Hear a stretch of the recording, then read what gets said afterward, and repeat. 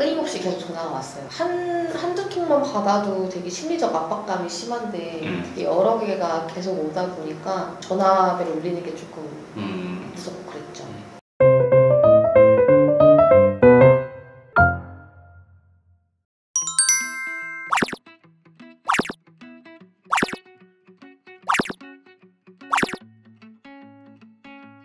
안녕하세요, 김민성 변호사입니다. 안녕하세요. 옛날에 이혜진 씨랑 영상을 2개 찍었어요, 그죠? 네. 첫 번째는 그 회생 신청하기 전에 찍었죠, 그때는? 신청 들어가기 전에. 네. 그죠? 그때는 이 추심을 어떻게 당했느냐 그거에 대해서 찍었었고, 네. 그 다음에 두 번째는 1차 부정 끝나고 찍었었어요. 네.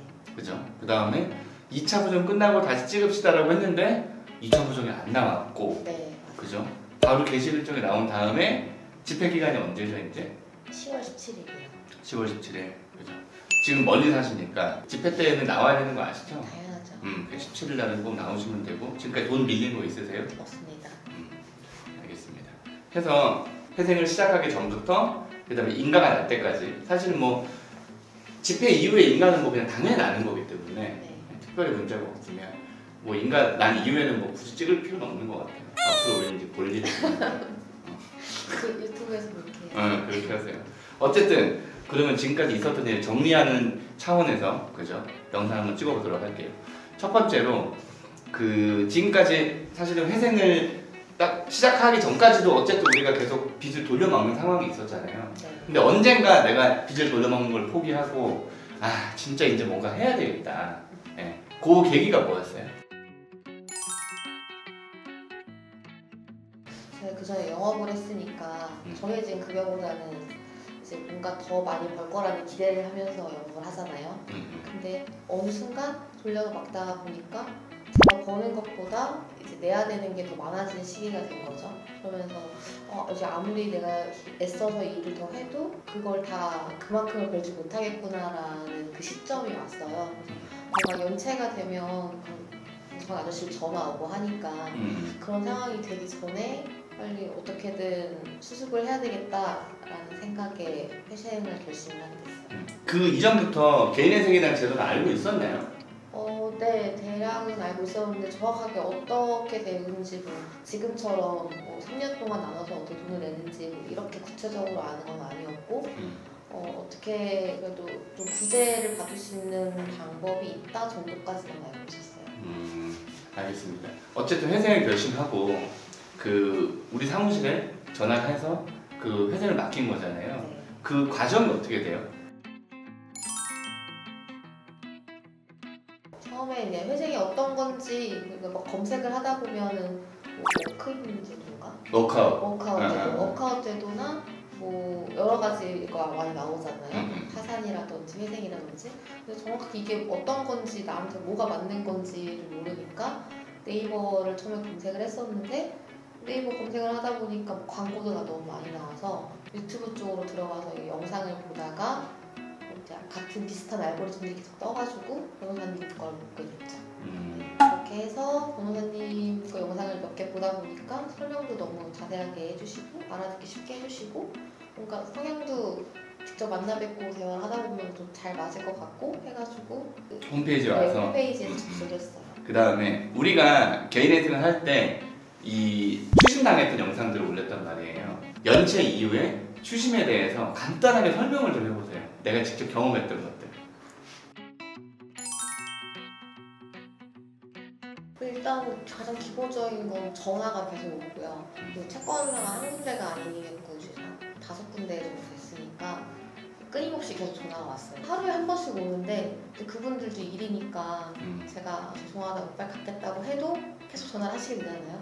전화를 받아야지 그날 전화가 안 와요 이제. 그렇지. 한 명이 계속 똑같은 전화가 와요? 네. 그러면은 목소리만 들으면 얘는 현대, 얘는 삼성, 그 정도까지. 얘는 뭐 신한 뭐 이렇게 한 명이 전화가 오니까. 비슷한 분들이 계속 와요. 왔다가 이제 계속 제가 이제 갚을 수 없는 상황이다 보면은 그 위 부서로 이렇게 올라가고 담당자가 또 계속 바뀌고 하다 보니까 근데 그 기간이 되게 길지가 않거든요. 되게 짧은 시간에 빨리빨리 올라가더라고요. 그래서 자주 바뀌어서 누가 누군지 잘 모르겠어요. 엄청 부담됐어요? 그쵸. 이게 계속 연락이 오는데 번 받아도 되게 심리적 압박감이 심한데 되게 여러 개가 계속 오다 보니까 그쵸. 전화벨을 울리는 게 조금 무섭고 그랬죠. 제가 빌리고 제가 못 갚아서 이렇게 연락이 오는 거니까 변호사님도 어차피 이렇게 해결이 될 거니까 너무 이렇게 크게 신경 쓰지 말고 너무 이렇게 무서워하지 마라 얘기해 주셨는데도 불구하고 그 전화 받는 것 자체가 불편하니까. 그렇지. 뭐 당사자는. 그러면 혜진 씨, 우리가 회생 신청하기 전에 문제되는 것들이 좀 있었잖아요. 회생 신청에 문제가 되는 것들. 네. 그게 뭐가 있었어요? 일단 그 고정적인 수입이 있었어야 되는데 제가 사대보험 들어가는 그런 직장이 아니고 개인 영업을 하고 있어서 그 고정적인 달달에 들어오는 수입이 없다는 게 가장 큰 문제여가지고 취업을 먼저 했었어야 했어요.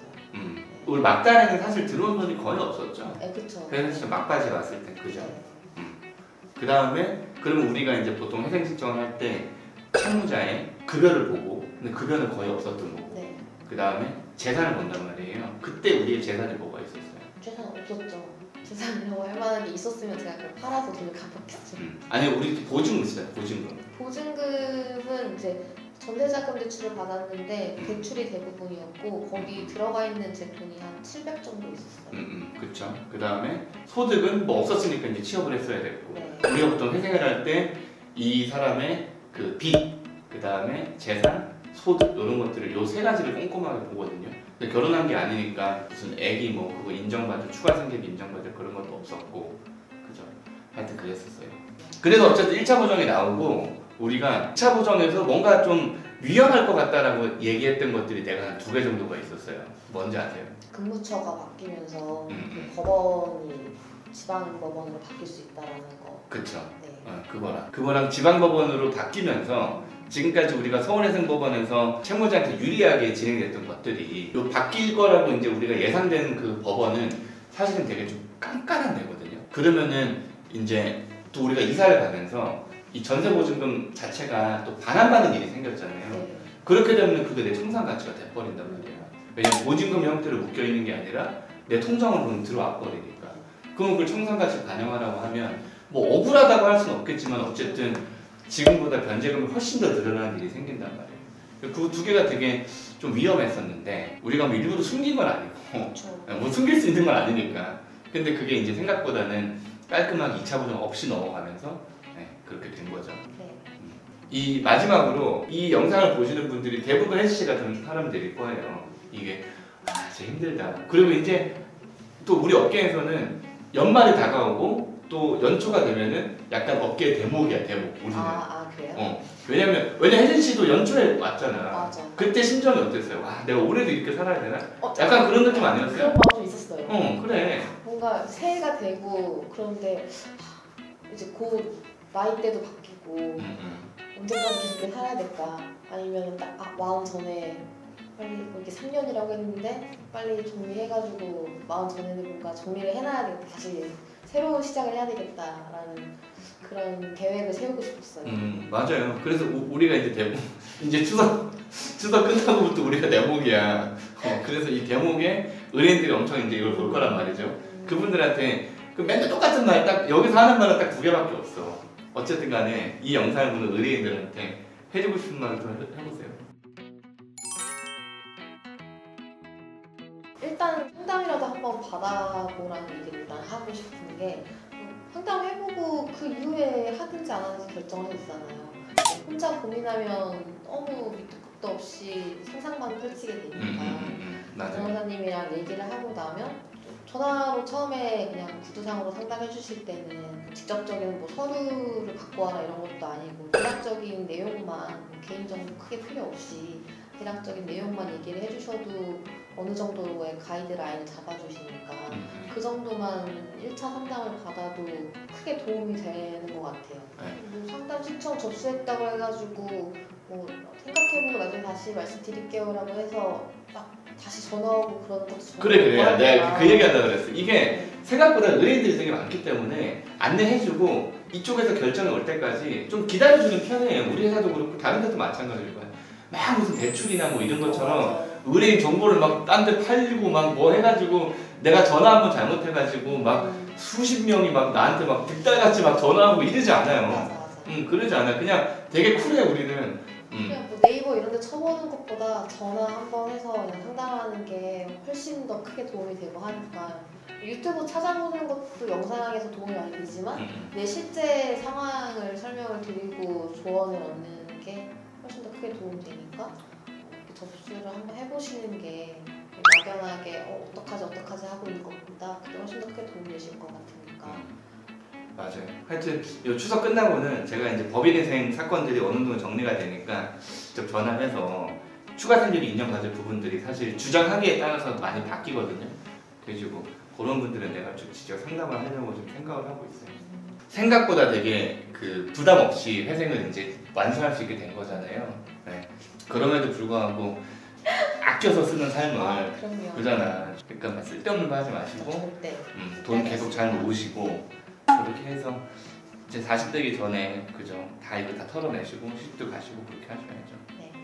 아시겠죠? 네. 어쨌든 뭐 이것저것 궁금한 게 있으면 언제든지 저한테 연락하시면 되고 고생하셨습니다. 감사합니다. 안녕히 계세요.